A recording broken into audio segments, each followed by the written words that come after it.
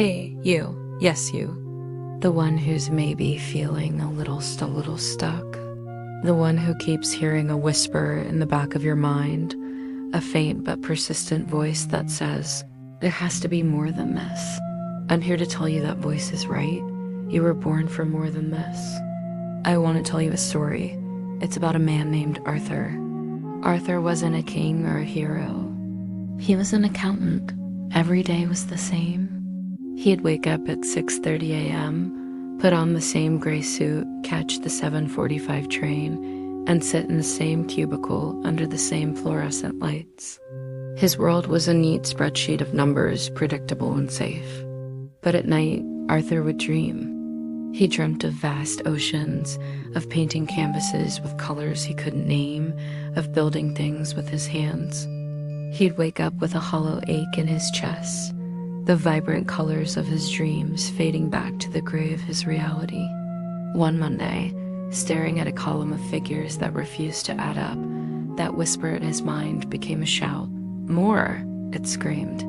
He felt a sudden, terrifying urge. He stood up, his heart hammering against his ribs. He walked past his confused colleagues out the door and didn't look back. He just walked. He walked for hours until he found himself in a part of the city he'd never seen before, standing in front of a dusty, forgotten shop. The sign read, "The Emporium of Lost and Found Dreams." Hesitantly, he pushed the door open.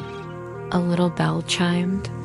Inside, an old woman with eyes like sparkling galaxies looked up from behind a counter cluttered with strange and wonderful objects. "Ah," she said, her voice like rustling leaves.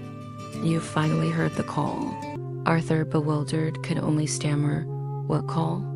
She smiled, "The one that tells you the life you're reliving is too small for the soul you have. The call that reminds you that you were born for more." She led him through aisles of forgotten passions. There was a dusty violin, a half-finished sculpture, a set of worn-out hiking boots, a telescope pointed at a painted ceiling of stars. Each of these, she explained, was a dream someone set aside. They told themselves it was impractical, childish, a waste of time. They traded their more for enough. She stopped in front of a simple, empty easel and a box of paints. "This one," she said, her gaze soft, "is for you." Arthur stared at it. Fear and excitement warred within him. I can't," he whispered. "I'm an accountant. I deal in certainties, in black and white." The old woman gently placed a paintbrush in his hand. "My dear boy," she said, "the most beautiful things in life are not found in the certainties. They are found in the mess and the chaos of creation, and the courage to add a splash of color to a gray world." That day, Arthur didn't go back to his cubicle. He took the easel. His first painting was a mess.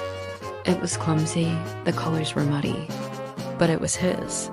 It was a chaotic, vibrant, beautiful mess.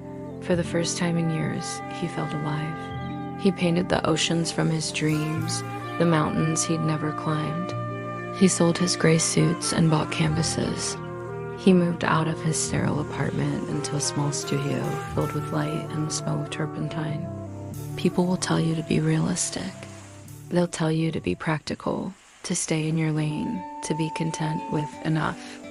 They say this not because they want to hold you back, but because they are afraid. They've silenced their own call, and the sound of yours is a painful reminder of the dreams they've locked away. But you are not them. Your life is not a spreadsheet to be balanced. It's a canvas waiting for your color. It's an unwritten song waiting for your voice. It's an undiscovered country waiting for your footprint. That feeling of being stuck, that's not a sign that you're failing. It's a sign that you've outgrown the space you're in. It's your soul telling you it's time to expand, to break the mold, to climb out of the box you or someone else has put you in. Look, the path to more is not easy. It's terrifying. You will stumble. You will doubt yourself. There will be days you want to run back to the comfort of your gray cubicle. Arthur had those days. He had paintings he threw away in frustration, and weeks where he couldn't sell a single piece. But he never forgot the feeling of that empty egg, and he never again wanted to trade the vibrant chaos of his new life for the quiet desperation of his old one. The more you're seeking isn't necessarily about quitting your job and becoming a painter. Your more might be learning that instrument you've always wanted to play. It might be starting that small business from your kitchen table. It might be finally writing that book, training for that marathon, or simply learning to be kinder and more present with the people you love. It's about honoring that deep inner, knowing that you have a unique gift to bring to this world, a light that only you can shine. Don't let the fear of what could go wrong stop you from discovering what could go right. Don't let the noise of the world drown out the music of your own soul. That restlessness you feel is not a curse, it's a compass. It's pointing you towards your true north. It's pointing you towards the life you were meant to live. So I ask you again, what is your more? What is the dream you've packed away in the attic of your heart?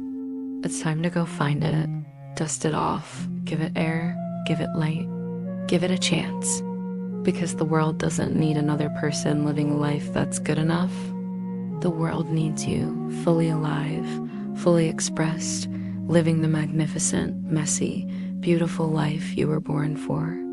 You were born for more than this. Go claim it. Thank you so much for spending this time with me. If this story resonated with you, please hit that like button and subscribe for more content to help you on your journey. I'd love to read your story in the comments below. What's the more that you're reaching for? Let's inspire each other.